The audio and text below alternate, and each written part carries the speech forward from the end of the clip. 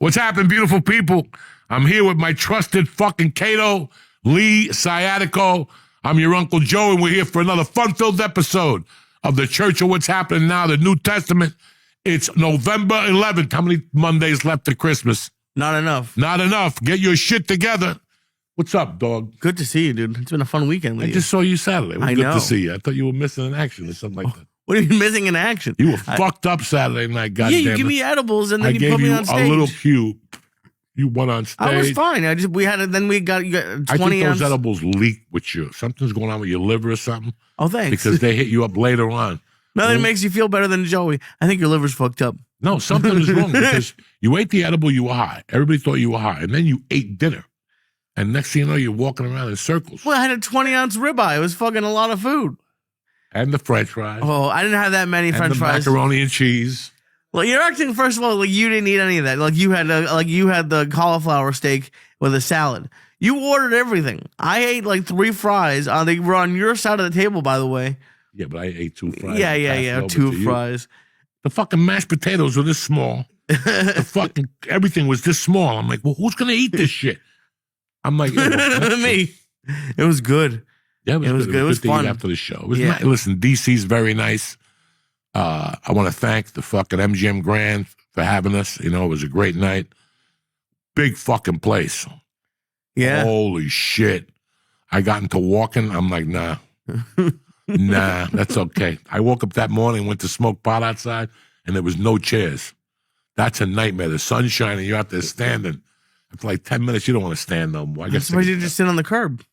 No, you can't sit on the fucking curb. There ain't no curb. No, there's no. Oh, I didn't. I spent was laying 0 on the seconds. wall. You got to like go on the wall. It's a metal wall. An ant bit me. Oh, Jesus! Shit like that. You know what I'm saying? I almost didn't make the show. I know you did. I almost didn't make because I was staying around the corner because it was a busy weekend at the casino. And listen, I'm not a cheap person, but the Ubers were 20 minutes away and were $40 for like a 15-minute, and it was gonna take me less time to just walk there. So I just fucking walked, which I would never would have done back in LA at 300. One of the hardest you laughed at me is when you saw me walking with Steve Simone and Jimmy Schubert. when the COVID just started. You weren't walking. You were crooked. Yeah, I was being dragged. You were this way, and your body. You were walking like the guy in Young Frankenstein. I'm like, what is that? It's Lee being forced to walk. And he fucking went home and slept 8 hours after that. Fuck that. I kept calling him, where is he? Out. Like they destroyed his insides and shit like that. And I walked to the casino. It was great. A real fun show. You know who was great at this casino? The staff was really great. Staff is always great. They were, and they usually are, but this one specifically was. There was a security guard up by the green room that was super cool. It was just great. It was a lot of fun. You know who I got to meet? John Rollo. I had never met him. He called in like early podcast, like when we were doing it at 6 a.m. I don't think I ever met him. I'm almost positive. I never came to Baltimore with you. Good white dude. He runs that school, ground control in Baltimore and that stuff. I've known Rollo for a long fucking time. And that dude's as big as can be. And the reason why him and I chimed together, because I remember sitting at a table with a bunch of big dudes and fighters. And we were talking about cats. And one of the fighters said, Joey, shut the fuck up talking about cats. And John Rollo goes, well, I got 6 of them too. We got a problem. And it was fucking classic. It was classic. And then he was telling me he choked out a guy at Giant Stadium during a Baltimore Giant game. The guy kept yakking. He put his arm around him and just put him to sleep and sat him down. It was fucking hilarious. So I've known John for a long fucking time. Listen, it was just a good time all around. You know, the ride was brutal. That's one thing. On the way down there, dog, I forgot I trained that day, and I got in that car, and I only got out of the car to pee for 10 minutes. I didn't move. I just got out of the car. Becky went to the bathroom, and I go, I don't even have enough energy to go in there. My dick is going to pee on myself. I just peed by the truck. She got back. She didn't even know I peed. She goes, did you go to the bathroom? Oh, yeah. I walked in behind you. I was making a call. I don't know why you didn't listen to me. But the way back was quick, you know. Oh, good. But you know, man, a lot of weird shit going on. I mean, thank God we didn't have to get on a plane this weekend. Oh, I know. Dog, how long have I been talking about planes for not to get on them no more? Years. And people don't want to listen. And now they got to listen because now it's over. It's over. Listen, first of all, it's never going to be the way it was. when we were fucking doing our thing. You think it's gonna get never worse? gonna be like that anymore, huh? And what already wasn't good. I remember my parents talk about like there being like meals on like a plane for like Coach. Yeah. How could it possibly get worse? It's just over the years, people got greedier. They put an extra seat. They cut the leg room, and they don't give a fuck. It's like listen, it's like any other business right now that's running. They just don't give a fuck about you. You have to assume. At one point, you're like, they don't fucking take care of me. This is not, when you're on a plane, I want you to get up and look behind you at one point. And look what it looks like. It looks like a bunch of fucking idiots sitting there, like, waiting for something. And it's like, that's not the way it used to be. They allowed you to get up and mingle and fucking, there was a bar in the middle, so at least you had an excuse to get up. If this guy, an idiot, didn't want to fart, you could just sit in the end seat and get up and move. That's not, think about it, it's not even, and I'm not bitching. This is 35 years of flying on the go. This isn't some guy that just flies once a year and I'm here to lay my fucking voice down. And I've seen it, I mean. You got to switch to Amtrak. They have the cafe car. Fuck they you have and booze. Amtrak, all right? It's not, there's no I can't TSA. sleep on there either. You can't sleep on planes. It don't matter. 3 hours is the most. Can you imagine jiggling? And you don't know if a guy's going to stop for a red light. I got enough problems with a fucking train. For a red light, that train's going to obliterate that motherfucker. Yeah, but then again, I'm in the train shaking up and down. I saw The Fugitive. I saw how the fucking thing goes down, I'm talking about flying, Lee. Like, what the fuck happened? But then again, you got to ask yourself, what the fuck happened about a lot of things? What the fuck happened? I seen a picture of the Big Mac. Tiny. That motherfucker's a White Castle burger. I didn't see it live, but somebody put a picture up on the internet on Facebook, and they're like, what happened to the Big Mac? And they looked at it in 1995, and the Big Mac today. Dog, I went to a place today that I love and admire. They make fresh juices there, and they're delicious. But let me tell you something. Every time you get one of those juices, it's $11. Yeah. $11.50. Everything's $11. And I mean, it's like a regular freshly squeezed juice, but it's fresh. They got the cantaloupe, they got the watermelon, it's good. I went there today, they changed the bottles on you. The bottles are a little smaller, but everybody's doing that. Go to your favorite restaurant and get a salad. It's not a salad bowl anymore. It's a salad dish. What's that? It's an it's a salad octave. What's that shape? That's just a little slant. It's not really a bowl. Octagon? Not a fucking octagon. I don't know. What's a salad octagon? Octagon is a bunch of different fucking things. I'm talking about when there's just a little dip. That's what, I got soup the other day at a place that I go to all the time. They left the soup bowl the same size, but they took 2 inches off of water. Damn. Do you ask them about it? No, I don't. I just don't go back. Everyone's doing it. You just don't go back. They Dude, try to look at trick boxes you. of Cheez-Its now. Huh? Cheez-Its are my fucking shit. Jesus. Cheez-Its, the crackers, the boxes are like little mini, like that you can fit them in your pocket now. They call it shrinkflation, and they're still making things more expensive, but they make it tinier, so you have to buy like 3 of them. The American public is getting their ass kicked on a daily fucking basis. So this Thanksgiving, the average plane ticket to travel is $750. So if you got a family of 4, that's $3,000 at least. You don't know when you're going to take off, and you don't know when you're landing. You might make it to grandma's, or you might not. Can you imagine? I give you $3,000, and that's to sit in the back and smell funny with foreigners and shit like that, and convicts, okay, and fat people. Yeah. In the back that don't want to pay for the middle seat up in front or whatever the fuck they do. You're back there sniffing all that shit for $3,000, and you don't even know if you're going to make it there. And that's what depresses me about the whole thing. And that's why I tell people why would you throw, it's like me going on stage with no material, like just taking off a year and going on stage at the Garden expecting to kill. What do you think is going to be different? I don't want to ever do anything on a percentage basis. Think about it. If you want to, what tomorrow something happens, you got to fly, go see your dad in Florida. It's an emergency. He's getting old, right? Now you can't even count on that no more. Can't count on it. I don't even know if I'll make it there, but that old man fucking dies by the time I get there. Even private. Even private, they're not taking off, I heard. No. So it's not like you can even get around it. No, you better get the roller skates on and fucking whatever, or Choo-choo, mind your motherfucker. business. The train. I had a friend of mine last week that he goes, "What do you think?" And I go, "Listen, what's weighing on this?" And he goes, "My kids are going to be flying. It's a wedding, and now they want us to stay Sunday for the family reunion." I go, "Do it on Zoom." Zoom worked for a long fucking time. Now people forgot about Zoom. Go back to Zoom. We're not going to make this week is Skankfest, Okay. and they're a little worried. Yeah, I don't blame them. They're a little fucking worried. I mean, we have a mutual friend that got on a plane yesterday in Little Rock, Arkansas at 8 a.m. and didn't make it back to New Jersey till fucking 2 o'clock this afternoon. And that's a reality of doing comics. So right now, I'm expecting, like this weekend, for them to be a lot of calls, switching comics. I'm surprised I haven't gotten a call yet. Would I be interested in doing an early show somewhere? Because people are not going to make it this weekend. The flights are getting cut up to 10%. And then they pick back up again now that Congress is back. Let's hope they come back. They come back, and Congress they ain't moving fast.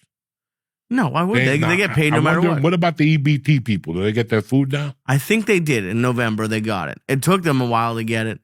But and it's not even like most of them get like $200-300 a month. It's not like they're getting 10,000. Like they're getting barely enough. Like, but Lee, 300 to them is like $3,000. Oh, I know, and they need it. But I'm just saying, like, people were so upset about it. Imagine, like, if your family had $300 a month on food, you couldn't go grocery shopping for $300 a month. But it's a supplement. It's $300 a month plus what you're getting on the side. But if I'm counting on that for food, you're not looking at that EBT money. I don't think you can spend it on clothes, right? I mean, I don't know. No, it's just food. I don't know. So it's not like you're going to buy a fucking Armani suit with the $500 they give you. You know, so what I'm trying to say is with the prices of shit, the way they are, think about it. Fucking $100 at the supermarket gets you 7 items. If you're lucky. 8 items. And one of them is a 6-pack of something. And look what that 6-pack was a year ago. Look what it is today. Milk is $5.49 now. A year and a half ago, it was $3.49. Or 2 years ago, when we moved here, it was $3.49. Now it's $5.49. I think if you go to Walmart, it's $5. You go and buy milk? No, but my wife tells me all this shit. I would love to see you in a grocery store. I do. I go to ShopRite. I go to ShopRite, but I don't have a starting price. All right. Because I don't know what really goes on. I just know that when I pick up stuff, I go, things that make you say, like things that, things that a while ago were different. I went to Cheesecake Factory last week for lunch. You love Cheesecake Factory. Go once a week. I go once a week. I get my little chicken tortilla soup sandwich. I know exactly what I'm getting. And guess what else I get? The chicken enchiladas. Okay. Delicious. With white rice and black beans. Delicious. And nobody bothers me. I know exactly what I'm going to get. I got my fucking iced tea with extra lemon. I get that brown bread. Yeah. The pumpernickel there is stronger than death. You dip it in the fucking, in the chicken tortilla soup. Forget about it. But my point was, right. Guy next to me was American, white guy with a, and I was listening to him, and he was asking the prices of alcohol. Yeah. And I was listening, and I kept going, wow. When he asked him for a classic margarita, the classic one, not even with the agave and the Cointreau. 20? $17.99. Yeah. $17.99, guys. Listen, I know you like the Cheesecake Factory. That place has turned into Morton's price-wise. Listen. I'm not concerned with the cheesecake. I'm not the Cheesecake Factory I'm talking about. I'm talking about that fucking cocktail. Right. I'm talking about that if you dump your fiance and you take a girl out next week, you're going to spend average of $45 if she drinks 3 martinis. Oh, that's low. And that's average. That's $15 a glass right there. My point is that it's $17.99 for a fucking margarita. Now, I hadn't had a margarita in a long time. I had, dog, last time I drank margaritas, they were $4.50, and that was a top shelf one at that place in Boulder. What decade was this? 1990. And when I left Boulder in 95, there was a place called South of the Border or something like that. Cross something. They had a 3 margarita limit at night and a 2 margarita limit for lunch. And the margaritas for lunch were $1 margaritas. They were this small because they made them with white grain alcohol. And you didn't even taste it. That's 140 proof for fucking a drink. You get fucked up. And for 6 months, I would go in there every Sunday with a girl. We'd try to roofie each other and drink the fucking margaritas from there and get fucked up. We take a roofie and get fucked up. Drink You would Fritos. take a roofie? Fuck yeah. Why wait for somebody to dose me? Get the party started on your own. I wanted to see what everybody was talking about. What does a roofie feel like? Do you like it? Great. Yeah, oh, it's great. I'll do them again if I can find them. But you can't ask somebody, where can I buy those? Because they'll think you're a freak. Right. You want it for Somebody's got yourself. to come to you and go, you want the same chemical that's in Rohypnol? I think that's what it's called, Rohypnol. Yeah. I don't know. So That's yeah, pretty he used good. to roofie her. We used to roofie me. We used to roofie each other. Jesus. That's romantic. Bro, that's the way to do it. Fuck these little guys that go on the, to Would the you horses. even know if you hooked up, or would you just wake up next to each other, pass the We fuck just out? wake up next to each other. And I'd look to see if she was naked, and I was naked. And there was splatter, blood splatter, fucking juice splatter, Oh my a god. towel. So I knew something happened. The room smelled funny. You know what I'm saying, Lee? Oh, I love that. I love that when it smells. They still have good deals in New York. There's a place that do comedy. They have a 4 for $20 shots, and they're little fucking mini, like tiny little like plastic cups, but it's 4 for 20, and people come in quick. It's in Greenwich Village, and they get 4 for 20, and they're in and out in 4 for 3 20 minutes. what? Shots. Shots. Yeah, What kind of shots? any shot you want. They have one with gummy bears in it. But it's the fucking well shots. Probably, yeah. Yeah. What are you bothering me for? $17 for a fucking margarita. I ate my lunch and I'm like, $17 fucking dollars. Again, I'm not cheap. But if I had 2 of those, that's $36. You're not cheap, but it really, like, why does it upset you so much? But someone else is paying you for someone who's not buying a margarita. Because I'm not worried about me. I'm worried about the kid in college that wants to take his girlfriend out. I worry about George and his ex-wife and their 2 daughters when they wanted to go do something. I'm not worrying about me. George always invites me to Yankee tickets. And you know why I don't go? Because you don't like walking. No. You know why I don't really go to any of those fucking games? Right. Because they've destroyed the American family. The Yankees, the Boston Red Sox, all these teams that pride themselves in all this shit have not overlooked their greediness and the ticket prices to look at the fucking family of 4 in this country. Whenever I think of anything, I think of the family. Even when I go, listen, when we go to fucking that Cuban place, it's 5 steaks and everything with it for $125. That's the family of 4. Because you take a steak out, 2 appetizers, and fucking the sodas, and that's $100 for 4 people. And that's what it should be, Lee. I could live with that. That's a fine barter right there. But for a steak to be $85 fucking dollars, Oh, I know. okay? And I know the meat's high, but it ain't that fucking high for you to justify that. Again, a family of 4 might get 2 of those and split it with the kids. That's $160. I mean, this is the shit I think of. I'm not thinking about me. I'm thinking about, I grew up in fucking that Knickerbocker Stadium, whatever they play over there, the Garden there. Yeah. We grew up there. And I'm not talking about, let's get tickets for December 28th. To talk to, no. What are we doing? This ends at fucking 7:30. We could be over there by 8:15. What do you think? Let's get a car, shoot over. That's what it was. And tickets were subpar. You didn't get killed. Can't do that no more. That takes half the fun away. Do you think I want to get tickets for February 11th now? You know how many things could happen by February fucking 11th? And here you are in your casket with 2 6 of tickets? You know what I'm saying? You know what I'm saying? Like, it took away that for me. Like, when I really get to think about it, I'm like, wait a second. That's all you see at a ball game as kids. The games aren't for us. The games aren't for fat 50-year-olds at a jet game. They're for kids. You think so? They're for fucking kids, man. And that's what else has happened in this country. We've forgotten. That's why those 50-year-olds, it's acceptable to put a Lawrence Taylor jersey on and walk out there like looking like a fucking idiot. Mm. You look like a fucking idiot. Like your body doesn't even, it's not even cut out for your body. And they put a sweater under it. You know, I mean, what the fuck? So what would you do to, like, is there a way to change it, or you think it's gone? Dog, 10 years ago, they raised the price of luggage because the price of gas went up. Maybe it was 10 years ago. I'm not a genius here. I'm not a gas price analyst. Maybe it was 8 years ago. Price has gone down on gas 18 times. Did they give you back your $100 for luggage? Never going to happen. Once they take it, it's very tough for them to give it back. Okay, Lee?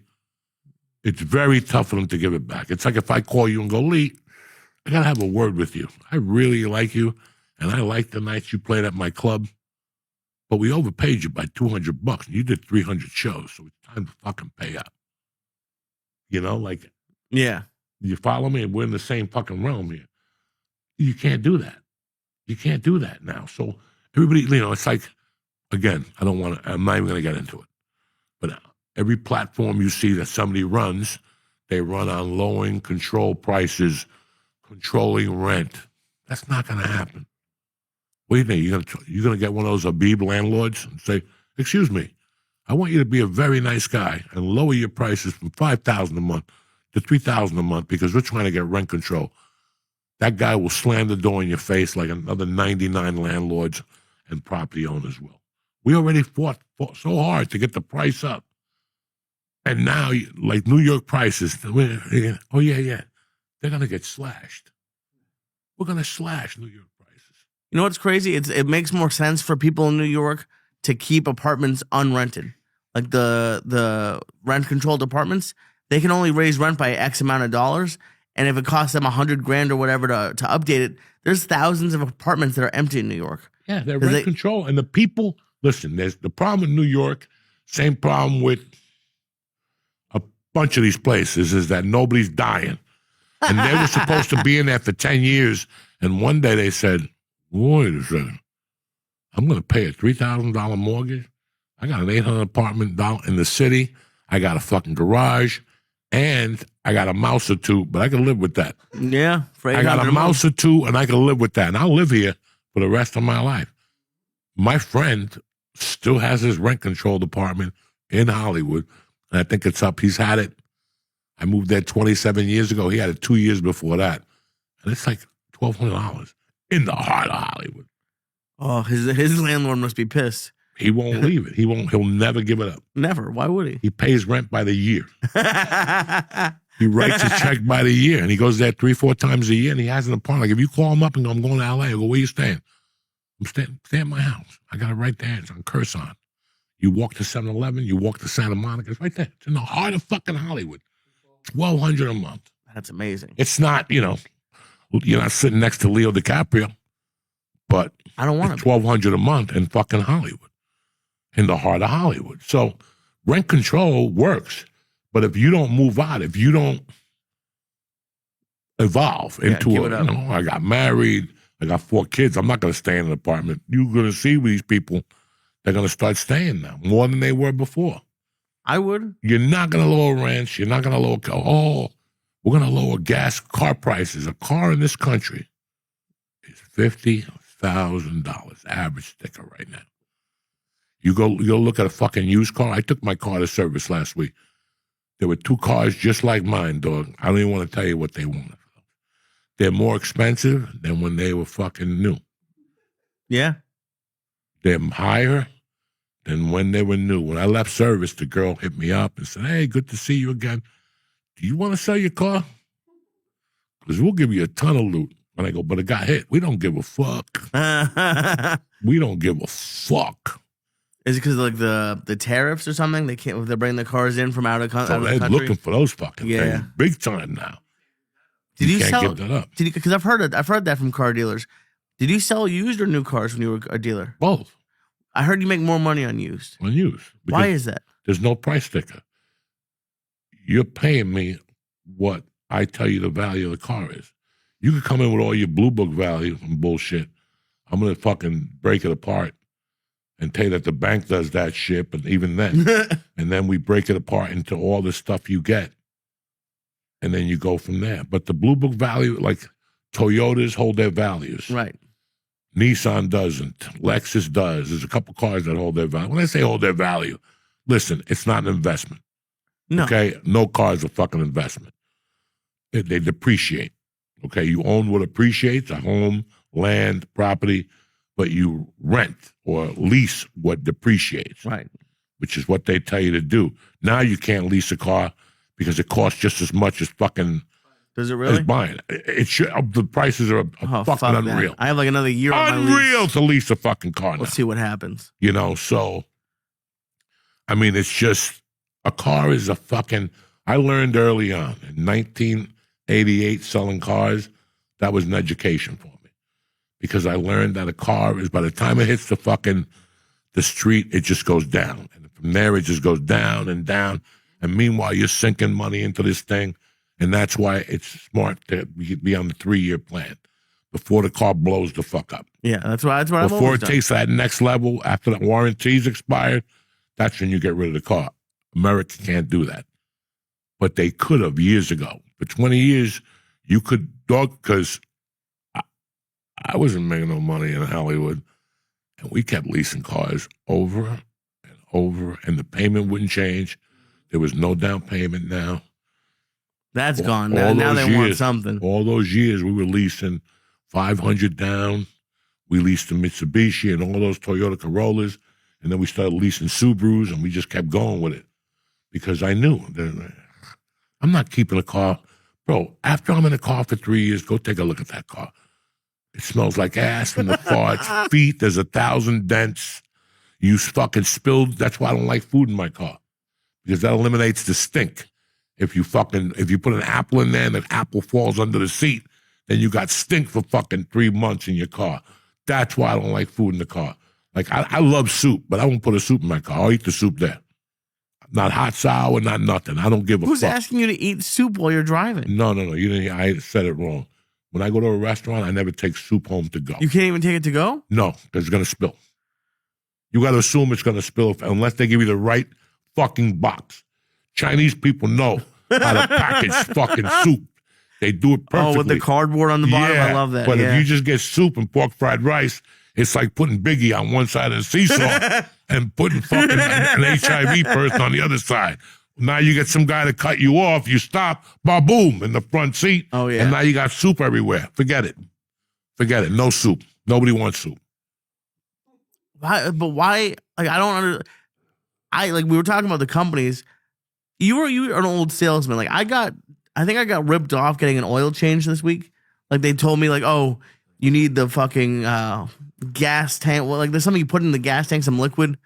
And the salesman always fucking, I don't know. I think they take every opportunity to rip us off. And I went to go get a suit for my wedding, and I went to go get a suit, and it had like a little line on the jacket, like down right here. I was like, oh, I don't like that. And the guy's like, oh, well, all the suit jackets have that. Like, no, they don't. And the suit jackets in that style, maybe, but even like. Dude, I can't tell you, and because you were a salesman, I've run into so much either creepy salesman stuff or just people who don't give a fuck when they're trying to sell you, and how much of it, like, when you're spending a lot of money, it feels good to have someone like treat you nicely and not try to rip you off at every angle. Because like, it's not even just the companies. I feel like a lot of these salesmen are trying to rip you off every chance they get. This is how they make money. Like, would they teach you to do that when you were a car guy? Like to like do like the warranties and all that shit. When Dice came on the show, what did he say? Dice does the fucking. Yeah. Now on, Lee does the fucking. But if I don't know shit about cars. With them, no, you don't need to know about cars. You need to be prepared. You know how to look on the internet, and you know how to compare prices online. And that's why the car business is in the shitter right now. Because the consumer got too smart over the last 20 years. When I was selling cars, the consumer was an idiot. They didn't have to go online and look at the price of their car and what they got and the rebates and what the fuck is going on. That's why with a used car, still today, you still have a shot of making a little fucking profit. Because there's no price on it. A price on a used car is what you'll pay for it. That's the price of a used car, is what you'll pay for it. That's it. And would you like look at somebody and be like, this guy has a lot of money, I'll raise the price on him a little bit? No. No? Okay. Not in my world. Listen, when you go on a lot and you go on a used car lot, every idiot knows this. If a car says $13,999, they own that car for $10,000. It's like a $4,000 markup. So you got $4,000 to breathe. Okay, you can start hitting them low from the beginning. Hit them high, whatever the fuck you want to do. It's their decision what they want to do. Now, each used car dealership has an average gross per car. So when I was at Boulder Toyota, they averaged $2,000. Mm-hmm. That's $500 in my pocket. That means every car I'm selling, I'm grossing $2,000.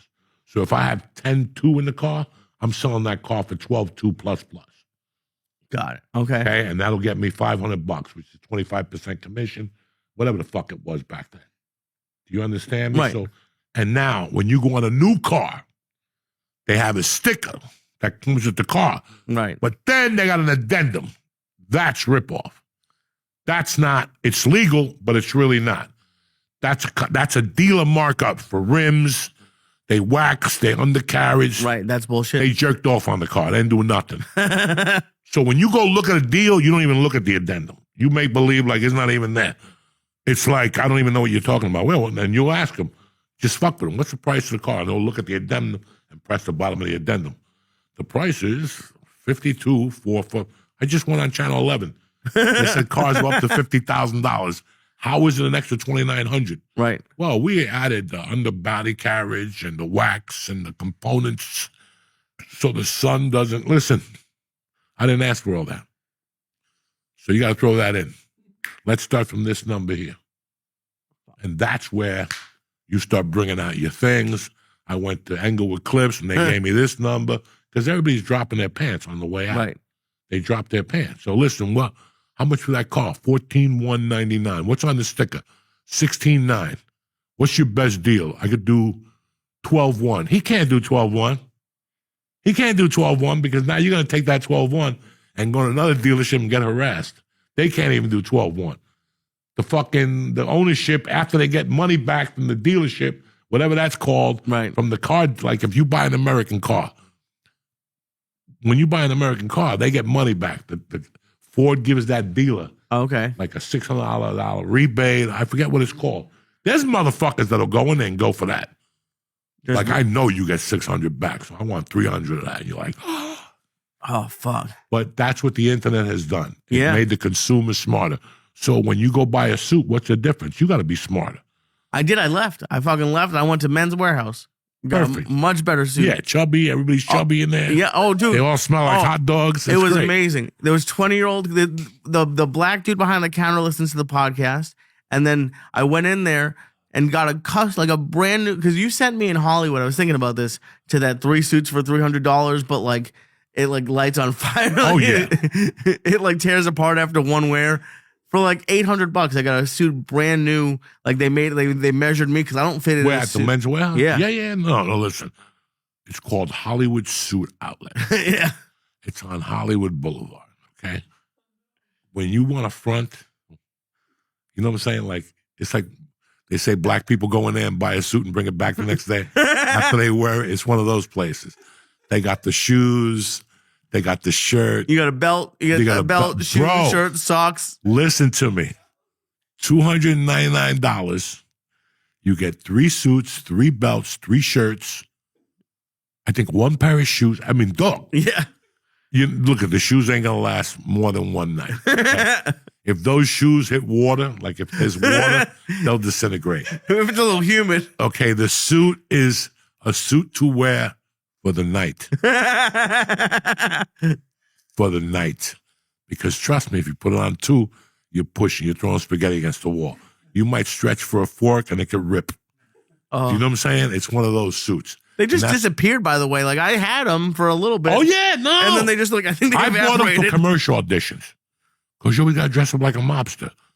And I don't want to keep wearing the same suit. So I went in there and got a purple one. Like, you know, like if I was reading for a loud mobster, I got a purple one. I got like a black one. And then I got like a navy blue one. Because when you go to court, they like navy blue. So that's what I did. And then you just get a matching shirt. You get like, you know that look when you see people with an orange suit and like a pink shirt? Costs you nothing. This is the chance to do it. You don't want to spend $200 for that shirt. You go home, you're like fucking an idiot. Like a fucking stop sign. You know what I'm saying? So this is the chance to do it. They'll give you the maroon shirt, with the fucking. I bought this Scarface when I first got to LA. They ran a 1-suit deal for $49. 1 suit, 1 pair of socks, and they give you those Italian socks like your grandfather wore with the heel and everything is. And them too, you put twice. The second time you put on, your toes go right to the fucking sock. I mean, it's that type of place, but you got to know your limitations. Like, but Men's Warehouse in Burbank, not bad. That motherfucker, I got a fucking $2,000 jacket in there for $200. Oh shit! I said, make an offer. My wife said, $200. Take it. Do you negotiate in places? I didn't know you could do that. Those places like that. Those places around the holidays, they have like a something. Look, bro, you see a jacket that's 4X. Uh-huh. You know what I'm saying? They want to out that too. It's taking up a lot of space. They'll say $10,000 on it, but go talk to them. Listen, I got a chubby friend. He ain't got a winter jacket. What do we need to do to get rid of this right here? What do we need to do? Well, it says 18. Listen, ain't nobody giving you 1,800 for this piece of shit. Okay? Can we do a 400? Just tell them it disappeared and put the 400 in your pocket. And after salesman, you got to get them thinking. Put the 400 in your pocket. Yeah, so you got to shoplift. Who gives a fuck? That would be great. Yeah. I didn't know you could negotiate. That's a whole brand new. Listen, I don't want you going to ShopRite and negotiating tomorrow. You're not going to go in there and say, well, I could get a gallon of milk at Walmart for $5. No. But and Arabs love all that shit. So when you see an Arab, you're in game territory. You got to at least drop it on them. You know what I'm saying? Like, hey, can you give me that soup for $200? Ah, my friend. Oh, and I hate wearing suits. Like nothing fits the right way. That's why I had to go custom for once. No, you have to go cut. You get married, right? This is who you wearing for your wedding? This is the one the night before. The night of, another dude who listens to the podcast is making me a tux. Okay. All right. And then when are you wearing the Indian garb? I'm not. Yes, you are. That's your time. We're doing a party. If I walk in there and I see you with Indian garb. I'm gonna look good.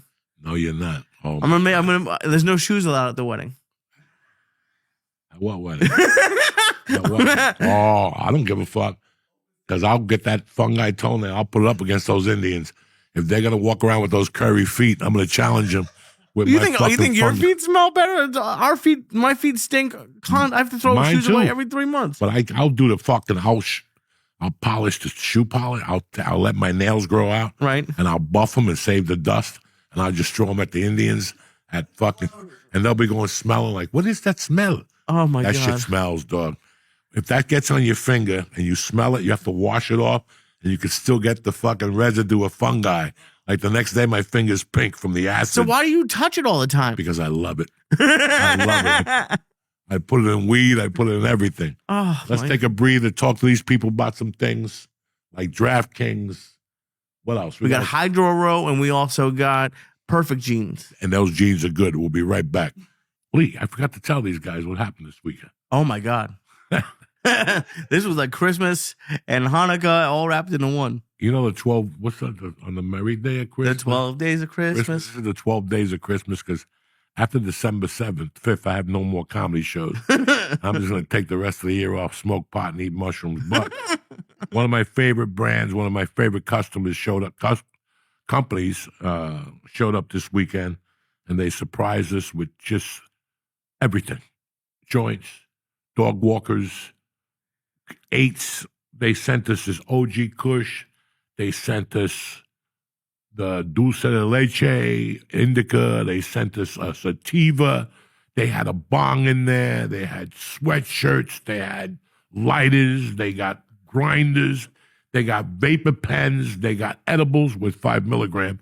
I got to eat the whole case of it. But it doesn't matter. I mean, Rhythm hooked us up, and I really want to thank them. Oh, my. It was like they brought an entire, like a tub that you take when you're moving. They took that, and they had a suitcase in that, and they opened that. And then it was like, you know how like they have like fishing tackle boxes or like a toolbox? They had like 8 different levels of marijuana. It was unreal. It was unreal to even see. It's like when I was a kid, they had a James Bond suitcase, and you could hide a gun in there, a BB gun, press the handle, and it would shoot BBs. So you could just walk around New York City. Da, da, da. They're people. It was the coolest thing in the world. I don't know what happened to them. These guys just made it cooler over at Rhythm. It was a 3-floor It was suitcase. more than that. No, it's 3 Just floors. 3? Okay. The top one has little weed lighters. The middle one has a fucking bong. A big one, yeah. And a pretty big bong. And the third one has weeds and edibles. And then when the thing is stood up, it says rhythm on that. That's a secret panel. You rip that down, and there's 4 more vapor pens. Damn. 10 more packs of fucking of door walkers, and 25 loose joints. They gave you a strain with like a display case and lights in it? That's the one that comes out November 26th. Okay. It comes out on Like twice a year, right? What's the name of the store? Rise. They have 3 of them, and like Paramus and Edison, Paramus, and no, not Kenilworth. Bloomfield, where Trapuke is from. And fucking, so yeah, that comes out. It's like I don't know how big that butt is. I don't know. But they have a box with a light. I mean, fucking, I was just looking at it. Like, that's one of the things I'm going to do when I eat mushrooms. Just look at that thing. I mean, they did it perfectly. You really got to see what Rhythm did. I was going to bring it up today, but somebody will break it. He doesn't want to share it. It's going to break. It's going to break. It's not fucking ready yet, okay? It's not ready. But anyway, I've been working with DraftKings 5 years, 6 years, right? Before the pandemic, we had like 2 reads, and they disappeared. Right around that, yeah. But we had been with other services, Mm-hmm. okay? And I've been with DraftKings for 5 years, and I love them. They're great for me. I don't know how many times it saves me when I'm bored. Yeah. Like when I got 2 minutes. You ever go to the doctor's office? DraftKings changes the boredom in the doctor's office. Let's just leave it there. Like when you go up, you give them the paperwork, insurance, then they sit there for a little while. I go right to DraftKings. Especially in this state. Yeah. Because for all of you who don't know, in like 4 states, they let you have a full casino on DraftKings. Oh, yeah. That's not everywhere. That's usually just sportsbook. No, when I went to D.C. last week, I went to get on the casino. God damn it, they banned me on that. The whole train ride down to the whole train ride up, I'm playing blackjack. The whole God, yeah. I love blackjack. It's just something about DraftKings. it. But at the same time, I knew that it's like anything else in life, guys. It's good for you and it's bad for you. I used to love doing a line of coke on a Friday night. And that never hurt nobody. You know what I'm saying?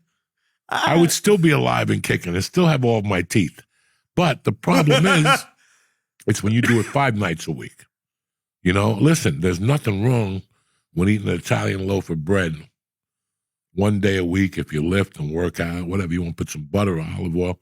If you eat that every day, it's not going to end well for you. No. When it comes to people blaming things on things, I always get pissed off about that. It's like the chubby chick who orders coffee from McDonald's and it burns her. Right. People who smoke cigarettes for 30 years, they want to sue Marlboro or Cools. Did my wife tell you guys about that? No.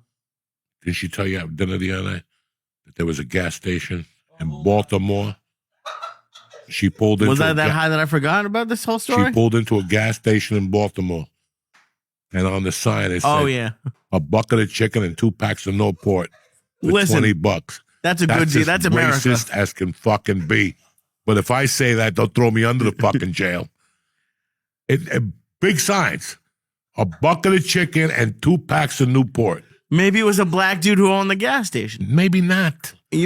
Okay, when's the last time you seen a black dude own the gas station? All right? You see a black dude in the gas station, he's robbing it.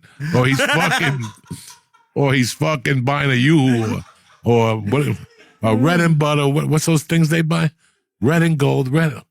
What's the cigars they buy? Black and mild. Black and mild. Yeah, that's it. But they had a sign just to tell you about, where's Black Lives Matter when you need them? I want my $2 back. I want the $5 I donated back. I wanted it back after fucking Wicked. And now I really want it back now. But everybody has to blame everything.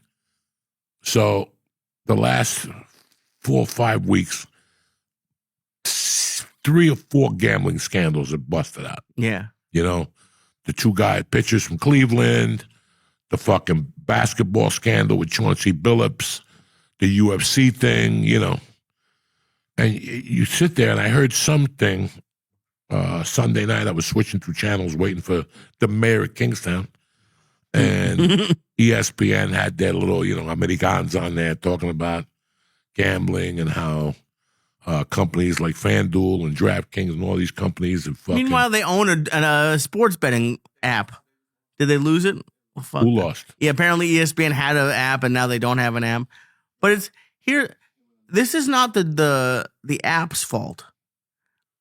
As a former criminal, I'm surprised that you're not more upset at if you're going to place an illegal bet, why are you doing it on something that has all of your information? Why aren't you just going to the casino and doing it in cash? Now, I just don't know. I don't know about this. So somebody has to. Can I walk into Caesars and put a prop bet in? Oh, they need IDs too? Okay, that's still. I mean, I don't mind that. Right. Well, that's what I'm saying. I mean, so you can't, because somebody was saying, well, the prop bets goes back to the betting sites. And I'm like, wait a second. I know I can't put a prop bet in with a bookie. Okay? Like, I can't call Nikki and go, hey, Nikki, I want first quarter on sixes, whatever. Maybe now, because the draft services do it. Right. So, but I thought they were doing it basically with the gambling sites. They are, but that, to me, that's lazy. The guys from Cleveland, the guys from whatever. And it's very interesting. But this is more to cheat the system. Mm-hmm. This isn't, guys. I mean, listen,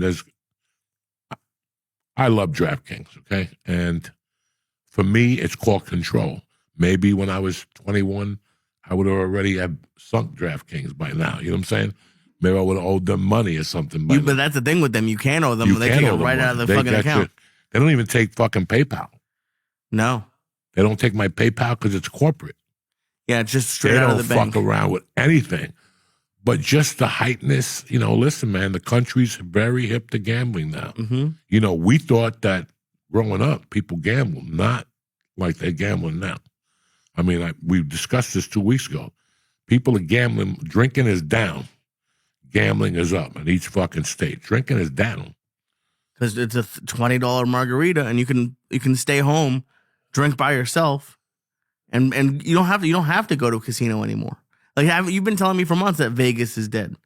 If you lived in Jersey and had it on your phone, why would you fly to Vegas? Well, this weekend, okay, we went to MGM Grand and whatever, great casino. Yeah, it's fun. Food was great, nice people.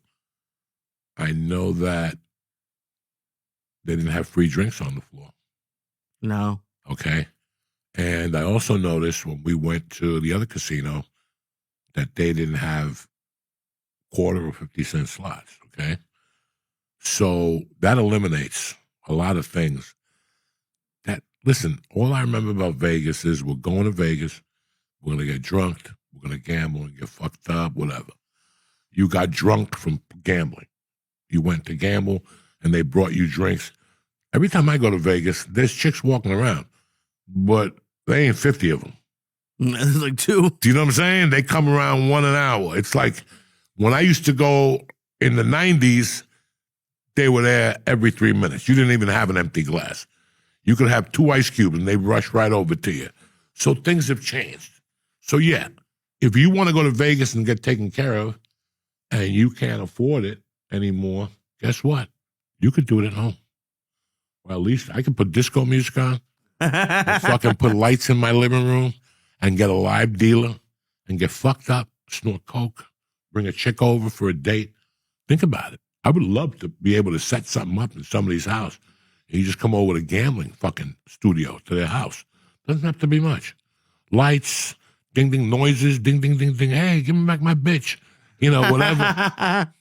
Think about it. It's not.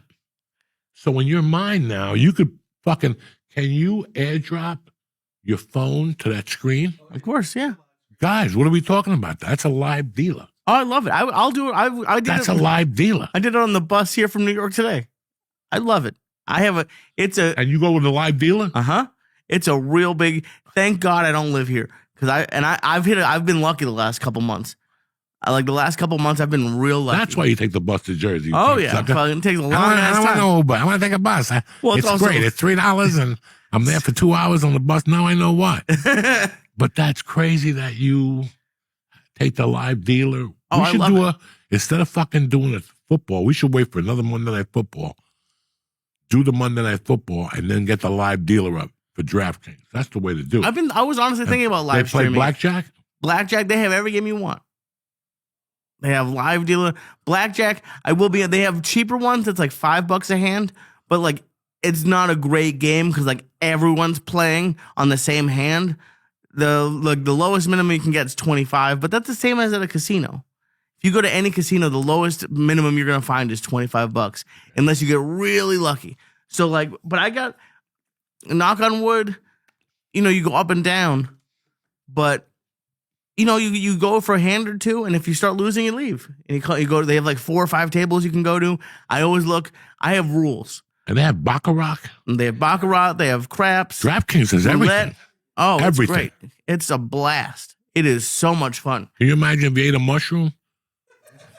Right? By yourself? You just ate some mushrooms, you're there. You put some music on, you're there. Anything is fun to you when you take a mushrooms. Oh, my God. You imagine going to the grocery store and oh, my God. And get your mom to bring you drinks, make believe she's a waitress, and put the fucking goggles on and make believe she's hot. Mom. Oh, yeah. Smack her in the ass and shit. Yeah. Holy shit. That's a good idea. Come on, dog. I'm telling you, that's the business. We bring comedy and a casino vibe to your basement with a small nickel. Food is optional. Cocaine and drugs and bitches, that's optional. We get them there, too. Well, listen, you've been giving me a lot of shit about the wedding. Something I did, and actually, Nadav, I just saw kind of did it at his wedding, the old Your Mom's House producer. But for like not that much money at all, I'm having 3 tables at my wedding because we're not really dancers. We're not going to dance that much. I'm having a blackjack table, a roulette table, and a craps table. Oh, shit. There goes my... How many credits do I get? Everyone gets chips. If you want to buy more chips, it'll go to like the honeymoon fund, but we're going to have stuff to give away for the people with the most chips. They'll win something. It's going to be I'm so excited. Dude, one of my biggest dreams, because I'm a cheap Jew. I don't like betting any more than 25 a hand. I don't really like betting that. But I'd love to go to a place that's like Dave and Buster's, but for casinos. So I can go in and for $100, I'll buy $100,000 worth of chips. And then you just get to gamble like you're a high roller. And I don't know, maybe you win a prize, maybe you don't. But it sucks. We were just talking before the break about stuff being broke. It sucks going to the casino with like $100. You can't go to the casino with $100. It lasts 8 seconds. And there's nothing I like because I'm not a club dude. I'm not a bar dude. Take me to a casino. I would live there. I love gambling. I know. I love it. Do. I love it so much, and I wish I didn't. But it's one of my favorite things. Remember, to do. Before I met Carol, before a lot of shit, I was working for a sports betting service. We were all talking one day. We went to Vegas. Okay. The company took you to Vegas in February, and you stayed for 3 days. And I remember going to Vegas, and the guy I worked for got us to watch the boat crash from Caesars or whatever, from Steve Wynn's office. So at that time, I was doing comedy 3 years. And the first time I went 2 years. And he goes, you know what, I'm going to ask the entertainment director what it takes to be a comedian here. And the guy came over and told me there's a bunch of open mics. Oh, yeah. At that time, Stanhope was there and Joe Coy. I didn't know who they were. No, right. I'm not saying that. I knew who they were. But I thought about it. I was like, to get the fuck out of Boulder, move to Vegas. I could work for a sports betting service. During the day. It was the quarterback from the old Houston Oilers. Dan Pastorini had a sports betting service, and I could fucking do comedy at night. So I really considered it. I like the energy. Yeah. I like the energy. I mean, you always like the energy in Vegas when you're single. It's tough to like it when you're married. But when you're single, it's anything could go. It really is. Whatever happens here stays here. Now I go to Vegas and you got eyes in the sky watching you. You got fucking... I want to go to Macau. Macau in China? Yeah. Yeah, no, all that stuff is beautiful. Everything happens in Macau. But they have fucking... All over the world, they got casinos, Yeah. Beautiful casinos. But to get back to what we're talking about, I mean, we both like to gamble, but you don't see us fixing games. Like I'd love to have an inside tip, though. I don't see a need to do that. And both these pictures were good. They're great. I mean, it's so short-sighted. Like, even if I forget, what's the biggest bet they put on him? $10,000 a pitch. How many pitches? 2 years, that's a lot of money. That's a lot of money a pitch, dog.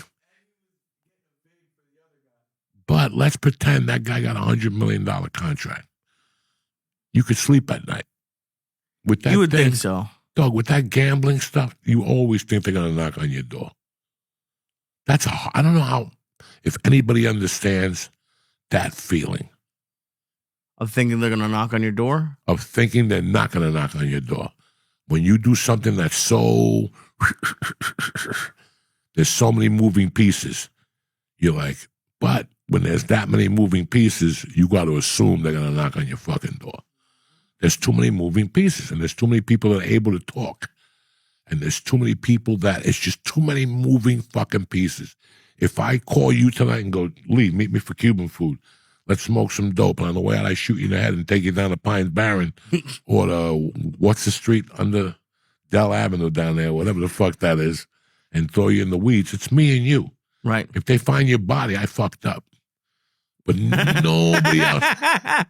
Yeah, if they find your body, I fucked up. But nobody else was with me. If I kill you with 3 people,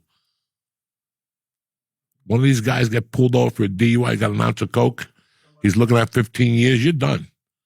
You're done. That story you thought and the street trust, it's history. Right. So that's what I'm trying to say to you. When you have that many things going on, Jesus, I can't even imagine. I'm surprised they haven't caught more college kids. That's who I would have thought would go for it. Are they? What do you mean? Like, I would have thought, because now college kids can get paid, but before, like, because they were the ones who were, like, they were broke. People would go to them and ask them to, like, shave points or do that. Like, you're right. Like, the Major League Baseball, you think they'd have enough money to be like, fuck you. But it seems like it's a lot of professional athletes. Fucking Chauncey Billups is a Hall of Famer. And he's running poker games. It doesn't make sense.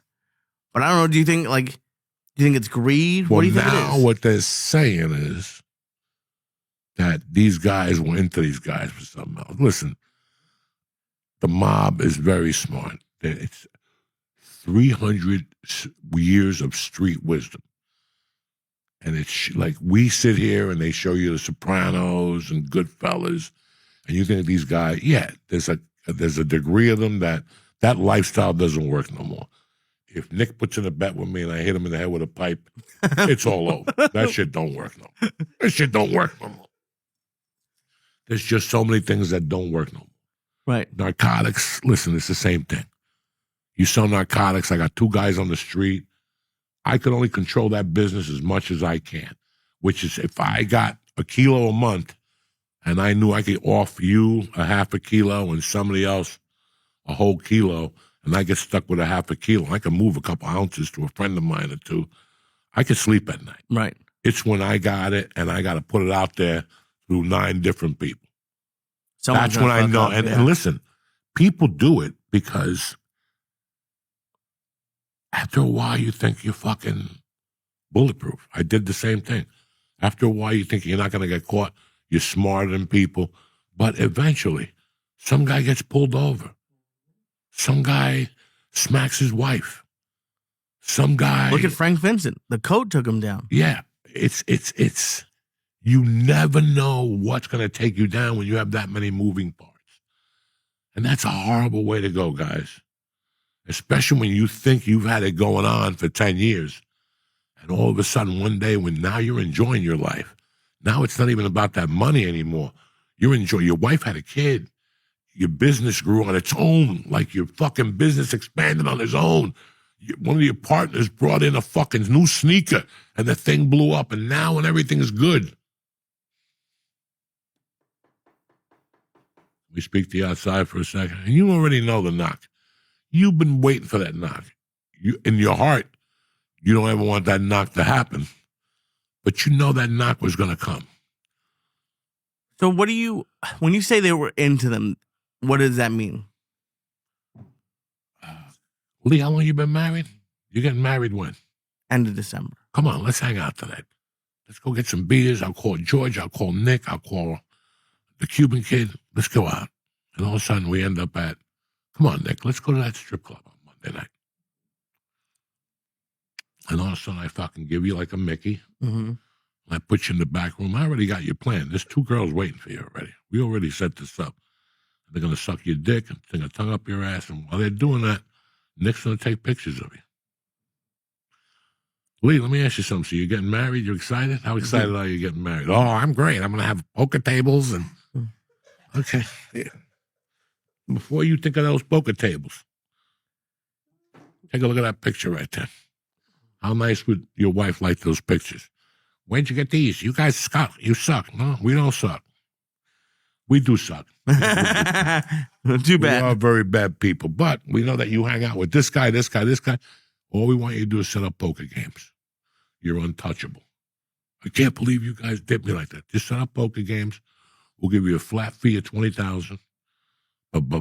You're the fucking face of this shit, and that's it. Or they take you to a gay bar and you get fucked in the ass by Eric. And that's another picture your wife don't want to see. So you always get compromised. Right. I'm not saying those are the compromise. I'm just throwing something out there that I don't know what I'm talking about. But this is how you have to look at this shit. And you don't why do you think if that's what happens, why does no one go to the cops? Nobody. Because I got a picture of a big dick brother, and he's dicking in your ass, and at the same time you're sucking a 7-year-old's dick. Okay, yeah. Okay, 'cause that's what you like.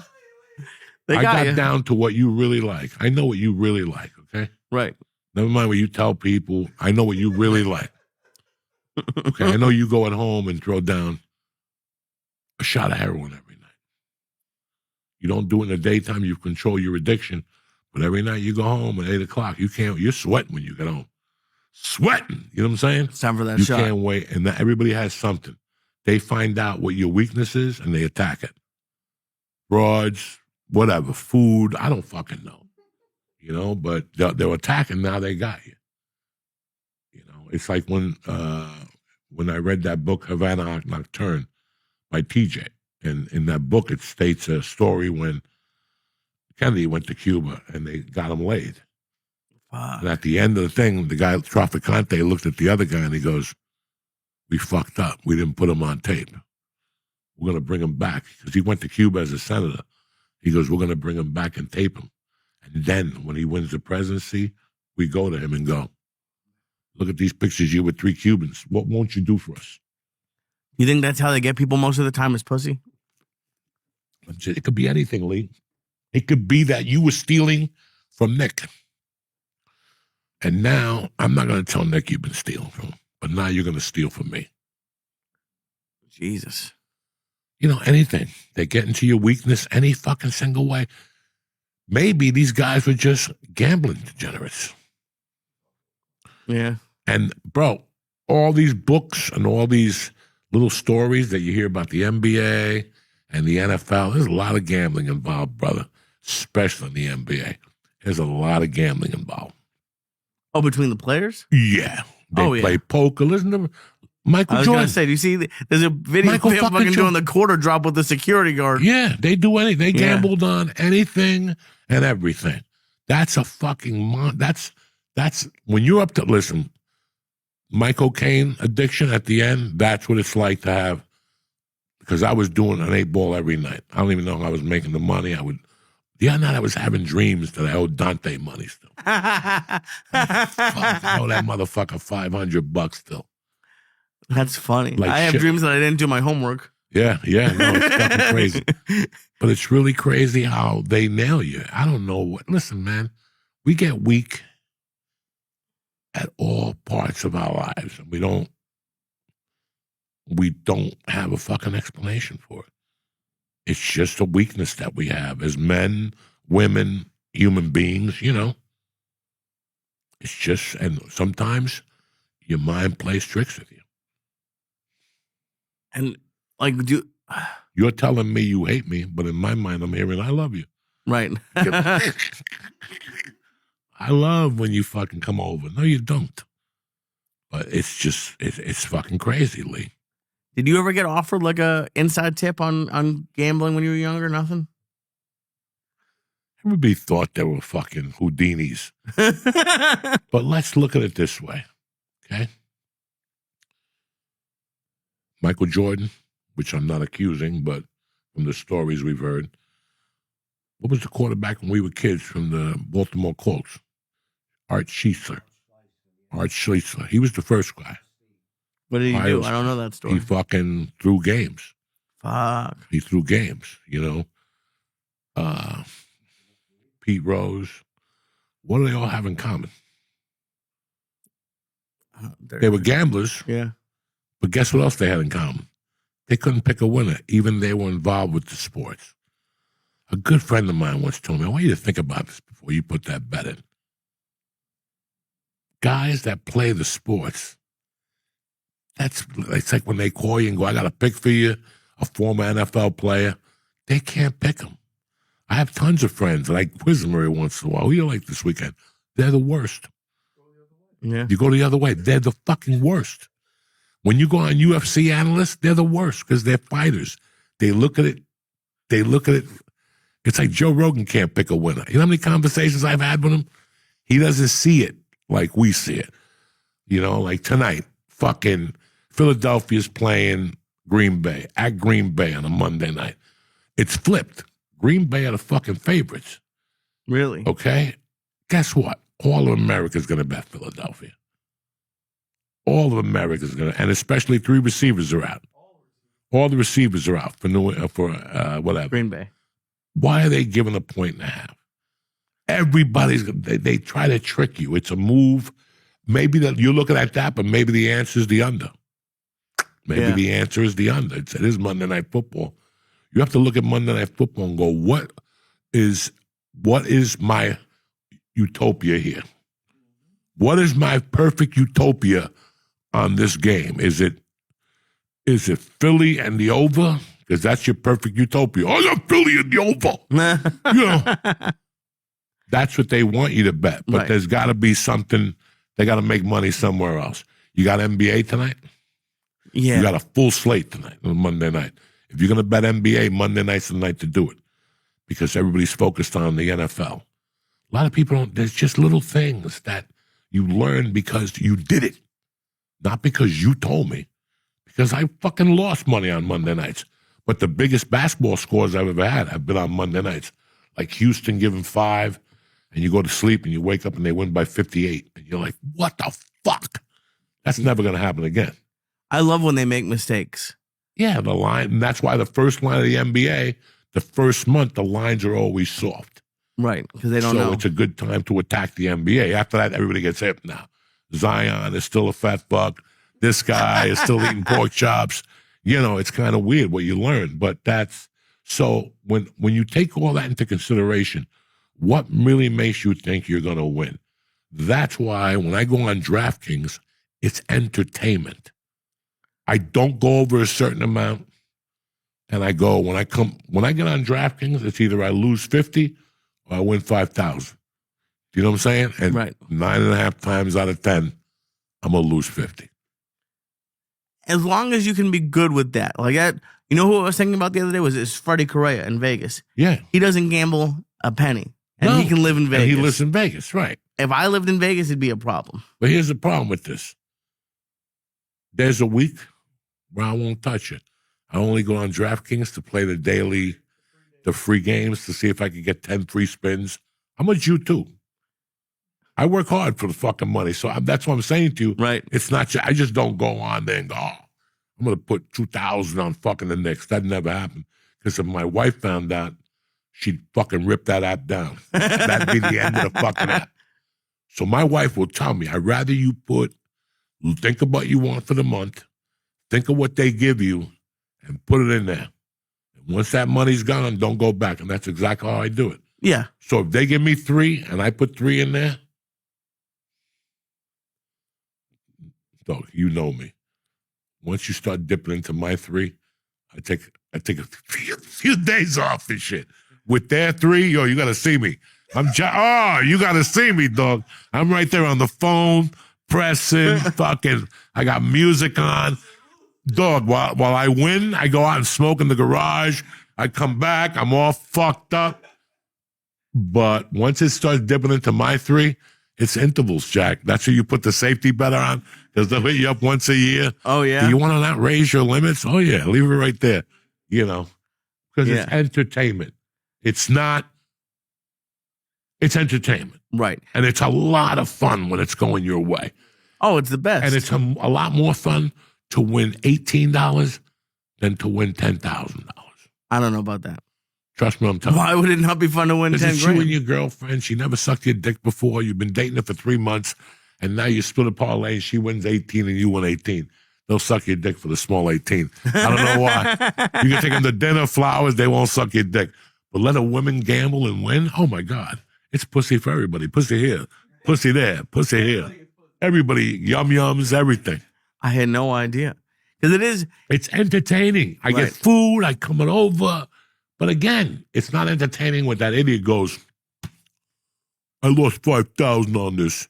You know, right away, even you lose your mood. This was just to have fun, to get high, and then to go, Nick, we won 18 apiece. Should we bet hockey tonight? I don't know nothing about hockey. And you put the money on it, and guess what? The thing wins because you don't know nothing you got lucky. about hockey. But then you go read a hockey book and come back, and you go 18 out of fucking 18 losses. Because that's what they say. You get smart. They want you to be stupid. That's why Housewives, I went 9 for 9 because they all have blue shoes. Right. Oh, yeah. And here you are, well, it's raining, the wind velocity, and your grandmother's in there. No. They got bluer shoes. I go for bluer shoes. The city where I'm from, they wear bluer shoes. So all that's bullshit. It's all bullshit. You know, but it's entertainment. And it's scary because I love in Vegas or wherever. I remember there's something when you go to play blackjack with people around like 11:30 and you see people just hanging out by the ATMs. It's because they've hit their limit and they have to wait till midnight to go back to the ATM. That's fucked up. Yeah, and now some casinos have ATMs at the table. Yeah. They have the little keypad. You put the card right in. These casinos now have ATMs on the slot machines. You can put your card in, do the PIN code, and it goes right to the slot machine. It is. Guys, look, man. I don't know what the median age is of this podcast. It's got to be between 21 and 33 or 34. Okay? And there's some older guys, you know. But I know a lot of young guys listen to this shit. And I'm going to tell you something. I'm not going to sit here and tell you I didn't do this stupidity. I'm not going to sit here and tell you I didn't do drugs. I'm not going to sit here and tell you I didn't gamble. I'll tell you what. I still remember gambling and losing, and my roommate losing money, like big money. God rest his soul. And I remember having a talk with myself and going, wait a second. If I'm going to lose $2,000, I'm going to get something out of it. You know? And what do you get out of losing? Nothing. So I'm going to take that money and buy Coke instead. At least I'll crawl on the floor and look for rocks and snort cinder block dust and toe dust. That's how I looked at it. I'm not proud of both of them. But because of those years and seeing what life is and hearing all these stories, when I go on DraftKings now, I know it's a joke. Like, you guys know I have no sports knowledge. I bet because of George, I bet Aaron run home runs. I go in there and we'll see what it pays for Aaron Judge to do a $10 home run. Sometimes you get 32. Sometimes you get 48. That's what I do. I don't have any knowledge at all. Like, no knowledge. So I know when I'm going in, it's just entertainment. Yesterday, I went to Jimmy's house. They must have been happy yesterday. Yeah, I had the Dolphins because of Jimmy. I'm all excited, but then I go, come on, $20 to win 82. It was like 20 to win 102 if Buffalo came back on the money line. So I just put 20 on Buffalo. I took a nap. I did the same thing. Yeah, we all do the same thing because that's what but it's 20. It's not my rent. It's not the car payment. Yeah. It's not the cocaine money. It's not the kid's sneaker money. It's $20. And I'm okay with that. I earned that this week. I did 1,000 little things that I know for a fact. I got a residual check for $28. So I got one. My wife goes, "Oh, you hit the jackpot this week. You got one for $28 and 3 of them for 1 cent." She goes, "I even deposited 3 checks for you for 1 penny today." Because I tell her deposit them. Because no, you need 3 pennies, 6 more. I got a little bit of gasoline. You know what I'm saying? I used to rip those up. Why? When I was poor. You just get pissed off when you opened it and rip it up? You can't go to check cashing place with a 23-cent check. They're going to take 10 points off the bat. So all I got is 13 cents. So you get a 23-cent check. I used to cash my checks at fucking the liquor store. Oh, the check cashing place on Whitsett in Hollywood. Holy So shit. I never cashed them. And then one day it dawned on me, I'm getting rid of dollar checks. Who am I, Don Corleone? I started, and then my wife's like, yeah, we'll put them on, they won't notice. You put like a $300 check, and then you put the little ones underneath and look around, like make believe. We should do that. We should take you to a check cashing place and see what they do with the 15-cent checks. Oh my God, I love going on SAG and seeing the checks that are coming in. They tell you the dates and how clear they are, like how much you're going to get clear. But if you go on the checks in development,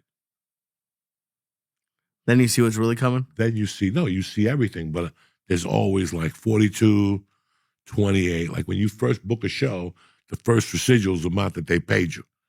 So you're like, oh shit. When that motherfucker airs, you're like, oh shit. But then it just keeps going. Then you get like, so like you do a co-star. Like when I did a co-star, it was $1,250. For $1,250, I'd stab you in the fucking neck. So you're gonna pay me to pick up garbage on a TV show, $1,250, and people gonna see me? Fuck yeah! So $1,250. The first Law and Order, you get $1,250. Then if they play it again that summer, you get $1,250. Like, oh shit! But that never happens. But the next time is $450. So when they play it into the next season, it's $450. Then you pop off two $450s. Then once you go to TNT, those late night ones, then it starts at like $252. And it goes down to $130. Then after that, it's a cold day in the desert. You know what I'm saying? Like I got a check for co-case, and it was like 18 cents. Yeah, but imagine if you're on a show for 10 years and all the checks you keep getting. Oh shit! That's why when I look at some of these guys, I'm like, they're not starving because those residual checks come in fucking strong. They come in and they come in like weird things. Like I have, again, and I've said this about everything. If you have, I don't know how to use this as an example, George's business is a framer.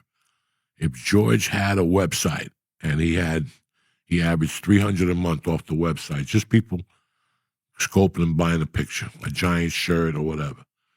But then he had like a delivery service. Like right now, people are getting out of, what do you call them? Block and mortar. Brick and mortar. Brick and mortar places, because my whole business, 80% of my business, I'm shipping anyway. Right. So why do I need this? I got 10%. I got 10 people walking in here every 10 years. You know what I'm saying? The rest, why am I paying it? I need the work area, but I don't need a storefront and the insurance and this and this and this. So they become, and those people now eliminate that. But you have these little avenues of income. So for me, I have, what's the one that they send you for music? Like I have a service that pays me for whenever I do a radio show. Oh, okay. And something else. I forget, entertainment. No, there's something else. I don't know how to get into their account to see how much they send me every month. I don't know. I don't even know. Every time I get an email, I just know I'm getting something in check. And sometimes it's $28, and sometimes it's $500. They aired something on Sirius or something like that. I don't know. Yeah, so if they take a CD and put it on Sirius, one of those, I get paid on that. You know, I got money from Netflix, not for the specials. I have no idea for what.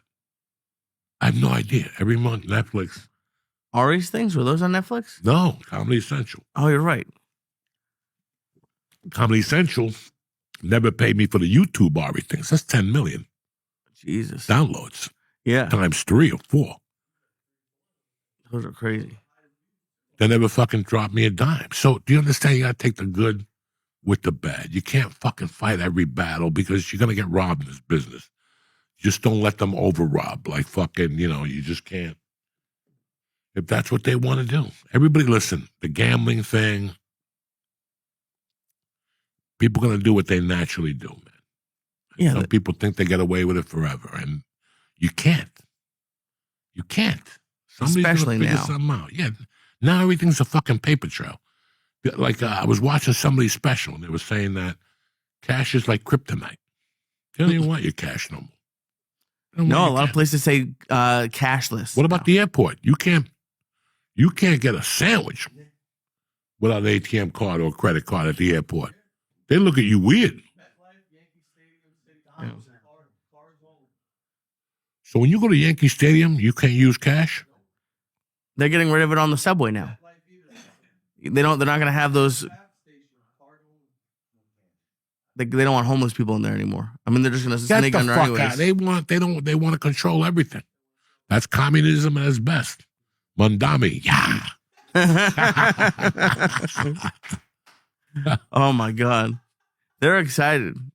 I just did a show in Harlem and they're fucking really excited about it.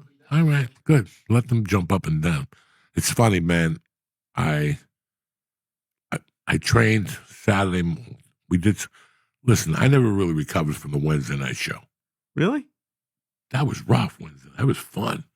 But I burned a lot of energy up there that night for some reason. I had a lot to say. Yeah. I was moving around. It's a smaller stage. Mm-hmm. And I went home that night. I didn't fall asleep right off the bat. Then Thursday night, I slept well. And then Friday, I did some shit in the morning. And then I drove down there. When I got out of that car, I was wiped the fuck out. Like, I had all these plans to go out to dinner Friday night. I couldn't leave the fucking hotel room.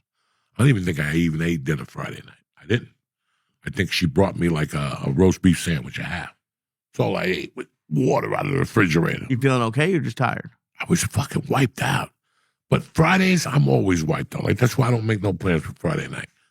Because Friday at 4 o'clock, I feel at 1 o'clock.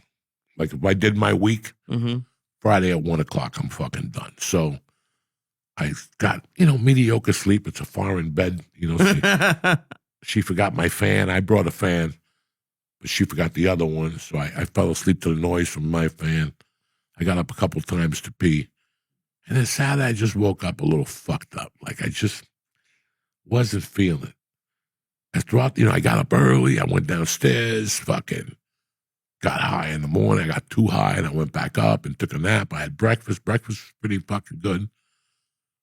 And then I just wasn't feeling it. I woke up, and my wife's like, what do you want to do? And I went outside for a walk, and there was I wanted to get vitamin D. I just wanted to sit and look at the phone.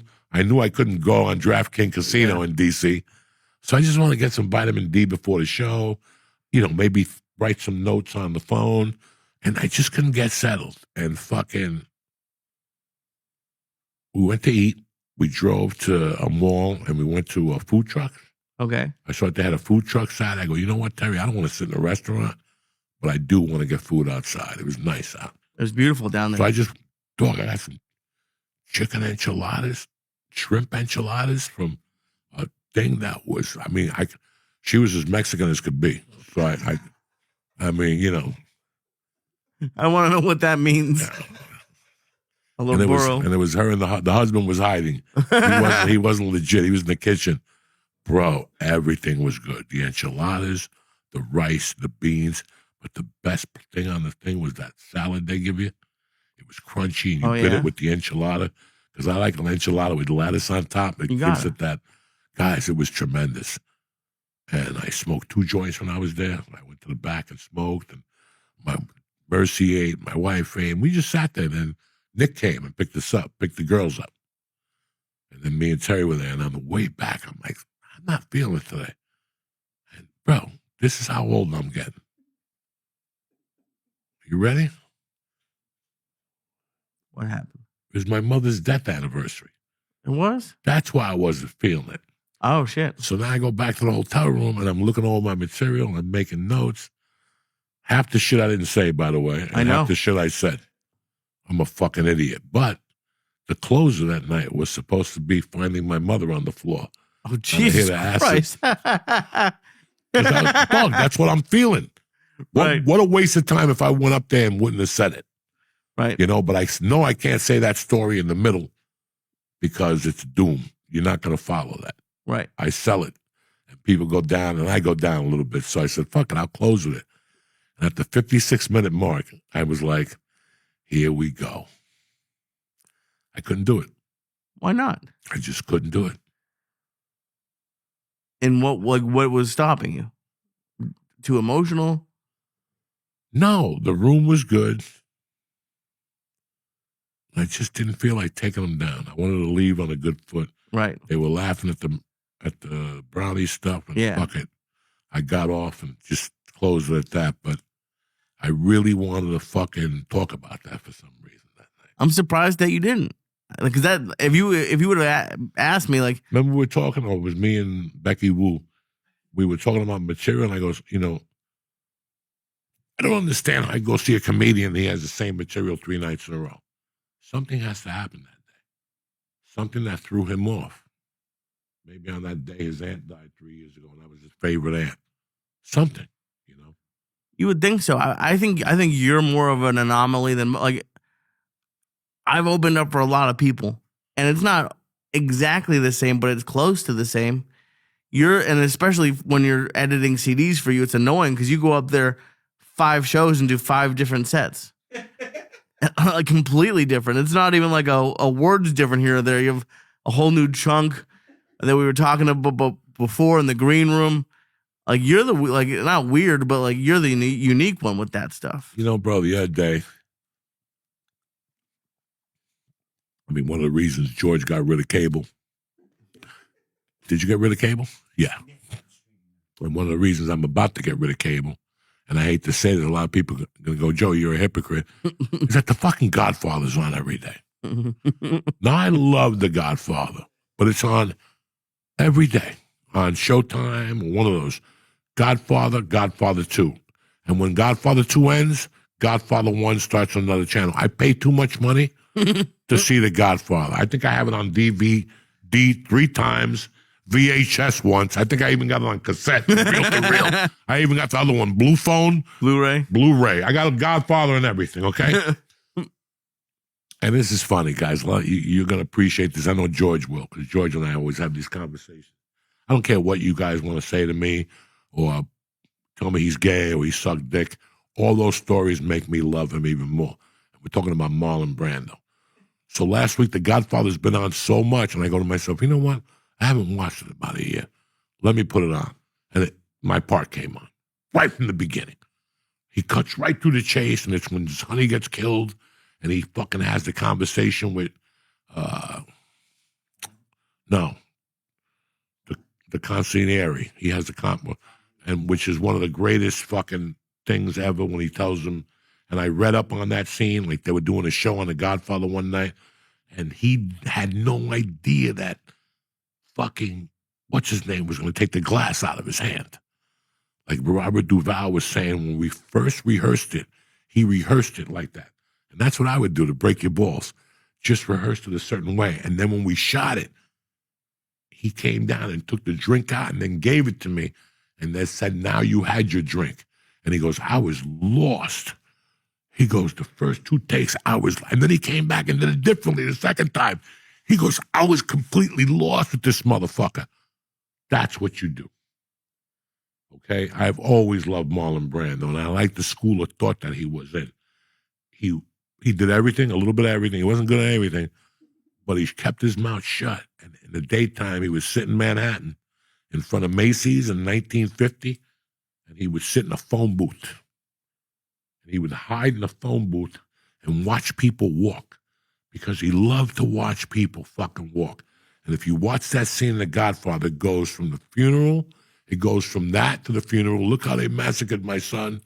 And then it goes right to the meeting in New York because when he tells Tom, call a meeting of the heads of the 5 families. I don't want nothing, no retribution. And then they do that scene where he gets tortured for on Saturday Night Live of him reading, and everybody had stickums on. Okay? Everybody had a stickum on, so he knew his lines. Oh. This motherfucker, this is a major motion picture, and this guy refused to learn his lines. He would write them on you and put them on your fucking neck while the camera was on me because he wanted it to come out organically. Right. I love that. I always loved that shit. Some nights, you know what? As much as I want to go up there and open up with a fucking delivery joke, I want to open up with something that happened to me and just welcome them to the show and slow them down. Slow them down a little bit and bring them into my world. I like that. That's a mistake I made. I could not fucking imagine going up there and doing the same line every night from beginning to fucking end. I'm quitting. I'm quitting within a week. I'll quit. Right. I can't imagine doing that. That's why I never set myself up like that on a ship or anything. You listen, Joey, here we were clean. I understand. So I could probably do one show, but I'm going to snap by the third. By Thursday, I got to do what I do, baby girl. You know what I'm saying? We got to take this to the next. They're going to leave you in the Bahamas. Yeah. So this is why I don't like working off a page. I like working organically. See where you're going with them. Where are we going? What the fuck? Do they need to hear this joke tonight? Let me tell them an old story. And let me go into this joke a different way. There's always something. You know, like I've said here with you 1,000 times, I have 22 ways to tell you to go fuck yourself. At least. Some of them with a smile on my face. Some of them, Lee, come here. Some of them I'll go, Lee, go fuck yourself. You know what I'm saying? Lee, go fuck yourself. Lee, don't dying. I was sitting in China. But I've always loved that style of comedy. Right. It's not improvising. It's not improvising. It's just moving shit around where you feel it should come out. In the middle of all that, if you put a tag on that and then stop what you're doing and talk about a shit you took or a walk you took with your cat, and then when you go back to that, oh my God, people love it. They think it's fucking hysterical. People will laugh because you just went through a whole different thing. You didn't sell it as much as somebody would do that. It's like somebody would say, like my wife's not a comedian, so she would say like, yes, all the peanuts fell. That wasn't a good thing. That don't sell on stage. White people loves doing that shit. They try to underline that. You know what I'm saying? Yeah, yeah. That's not going to sell. What would sell? The way I just did it. The peanut fell. Whatever the fuck, you know, and just take it. It's when I oversell that line. Yeah. So instead of me going, me and George went to whatever. Speaking of retards, who saw the Jets last weekend? Okay, you were just talking about a heavenly, beautiful thing, and all of a sudden you went back into retards and the Jets. But guess what? At the end of that retards Jets, you're going to go back to how you love your daughter. And then I went, and they're like, what the fuck just happened? Because I put a tag on that. What's that? The front, what's the top tweet and the top a retweet? Pin. I put a pin in that. Oh, okay. So before, that's not done yet. I'm putting a pin in that. I'm just going to take them for a walk on. I just took them on Fifth Avenue, but really quick, I'm going to run down 69th Street and take them on a walk on Riverside Drive. Then I'm going to bring them back to the same spot. So I'm going to meet them on 50. I'm on 56th and 5th. Now I'm on 56th and Riverside Drive. I'm going to walk them to 60th and Riverside Drive, but I'm going to bring them back to 56th and 5th. That's what I thought. I just thought you were high and you would forget where you were. No.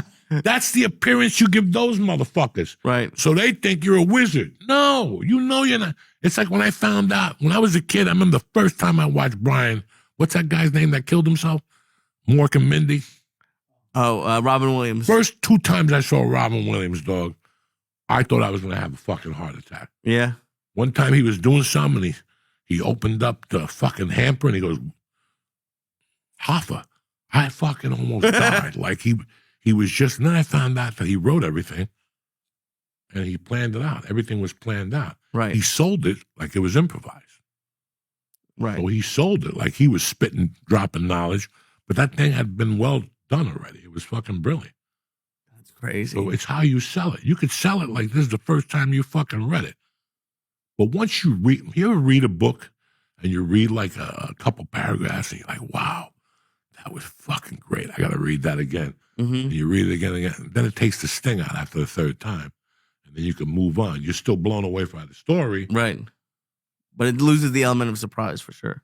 Ekalikwa. I couldn't agree more. What the fuck you think you're dealing with? Did you ever see the show The Bear? Have you watched that yet? The cooking show? Yeah. No. It took me this is my third time getting into it, and it takes about a season.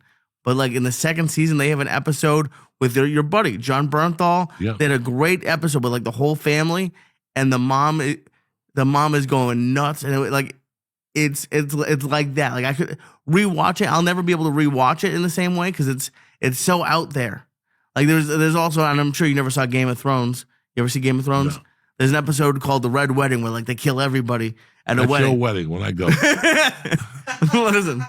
The red wedding. Just kill Once me I smell first, some please. Hindu toes. Oh my I'm just gonna God. get one of those Hindus knives. You're and gonna stuff. say that your toes smell great.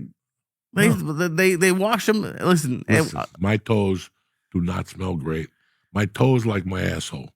I could wash it. I could wash it 20 times, wipe it with the towel, and it still has that asshole smell to it on the towel. You're like, what am I going to do to take this whiff out of mine? That's why I discovered the Uncle Joey loofah, where you put it around your finger and you stick it in your ass to clean the barnacles off the.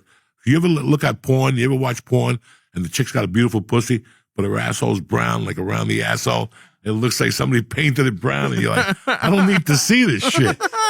Somebody needs to fucking AI that white, like when you bleaching your teeth. Right. You got to bleach in your asshole. So I've always been interested in how to bleach your asshole. Now, I do not want to go to some Chinese lady, have to sit on a table, and have to have somebody bleach your asshole. Listen, no bueno at all. Some Chinese lady has to take your asshole hair and put fucking little mascara sticks on it. You know what I'm saying? A little paintbrush. A little paintbrush. But you can do it yourself at home. So you can't. Yes, you do. You get a loofah, you cut it down, and you fucking like stitch it to fit your finger.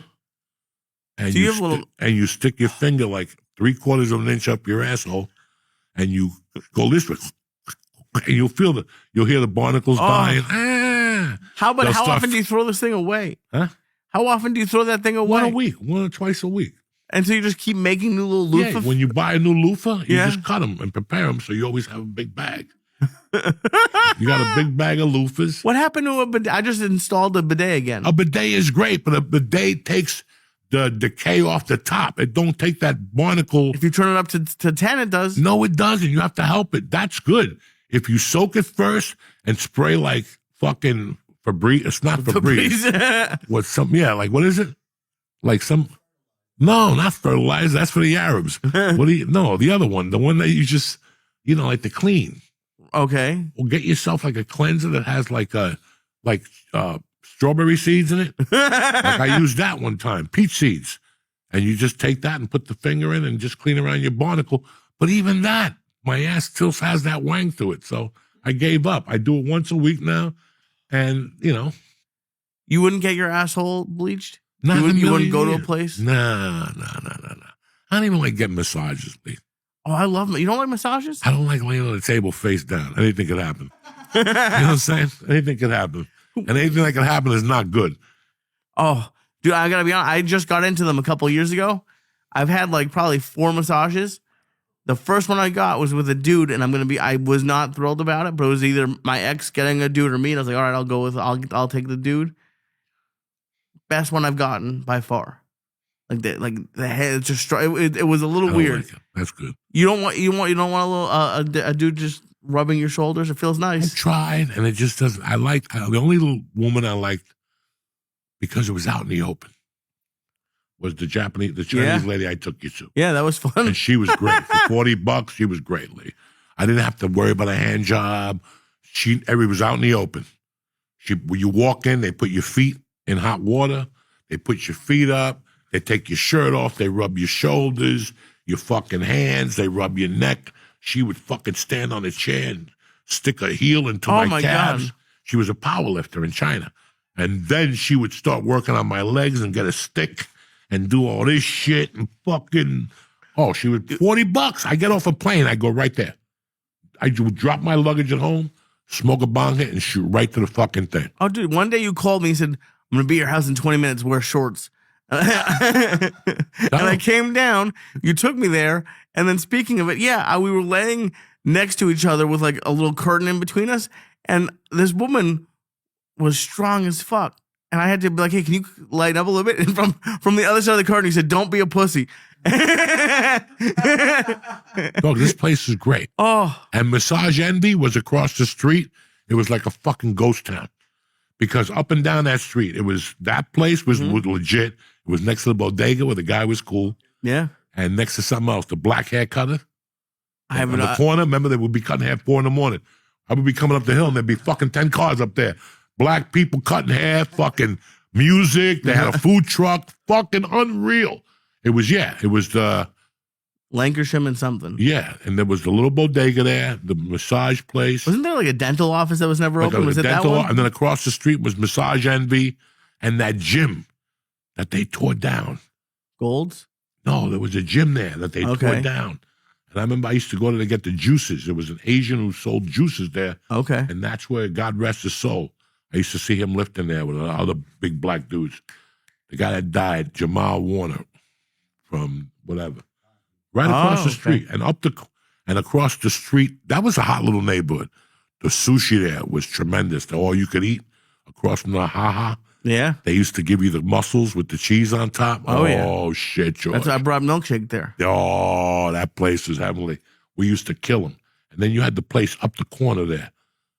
Oh, the corner thing that had the cheesesteaks and the french fries. They had like the old Archers like McDonald's. How the fuck are you forgetting all this shit? What cheese? Oh, wait. The cheese Yeah, thing? it was next to the music studio. Oh, Who's the guy who owes Vegas $20 million? Bruno Mars was there. Bruno Mars would record there and then go to the sushi place and then go back to that recording studio. We'd be in there eating the fucking cheesesteak with the fucking Was milkshake. the cheesesteak place outside? Yeah. Yeah, I Bruno remember that Mars. place. Remember, it had paneling outside. Oh, I didn't That's know what there was Bruno Mars used to tape. I just cared That about the neighborhood was cheesesteaks. hopping. It was Yeah. Bruno Mars. We were living right there. Like Bruno Mars is taping right there. 20 black coos in a band were going there dancing and shit. Fucking unreal. Unfucking real. And then up the block was the theater. You had the donut place, and you had the bus at the train station, the tamale lady in the morning. You had the theater, and you had the bar. Right above the theater. Yeah, yeah. No, next to the theater was across the street, and upstairs the kid ran it, the comedy show. He had a wig. I don't remember that one. He had a wig like the sheriff. Dude, that was a weird. Do you remember like a little further down by one of the offices, there was like a bar with clowns on the outside? And I took one of the guy who used to run the fourth wall. We went on Halloween, him, Eric, and I, and he got a $10 tattoo. It was just it was like a clown bar. And do you remember what the other place next to the clown bar was? The sushi place where they would dance on the tables. Oh, I never went to that one. Yeah, that's one of the first places I ate in L.A. when I came down from Seattle. The people I stayed with took me there. Fucking Japanese people dancing and jumping up and down the tables. We lived, and then they burned it down. The Japs burnt the sushi place down, but it burnt down the fucking smoothie place. That poor bastard. He used to come to kickbox. He was crying every day. I don't know what I'm going to do. Insurance hasn't sent me money. I can't make protein shakes. Dog, take the money and get out. And he finally sold it and moved to Arizona. I don't blame him. Fuck. Fucking That good was a times fun in area. North Hollywood. Yeah. Fuck yeah, dog. And I used to just call you and say, come down. I got Cuban fried rice for you. Cuban fried rice, fucking great. And you would be, because you wouldn't go out at night. If it wasn't for me, you'd be in that fucking apartment. I'd make him come down, dog. We'd smoke. I used to have these tubes that you drank that were 200 milligrams. They taste like grape juice. What's in those things? Dog, I would give him an edible to eat and that to drink. Oh, during COVID was a fun time. It's like a fucking edible and fucking a drink. And also like, I'll see you tomorrow. Where you going? Fuck you. I got shit to do, cocksucker. And he lived across from a Bavarian hot dog place that was disgusting. Oh, Wiener Schnitzel. It was Wiener Schnitzel and a Frosty Freeze across the street from a Popeyes. I can't tell you how many times myself and other fat fucks would go from the Popeyes straight, because you could go straight across Straight lines. four lanes of traffic into the Wiener Schnitzel Frosty Freeze line and get an ice cream with the Popeyes. It was good. Oh my God. Where you at this week, beautiful? This week, Thursday through Saturday, I'm with Josh Wolf at Laugh Boston. And then on Monday, the 13th, I'm at the Grizzly Pear in Midtown. You're beautiful. What time? 9:00. Look at you.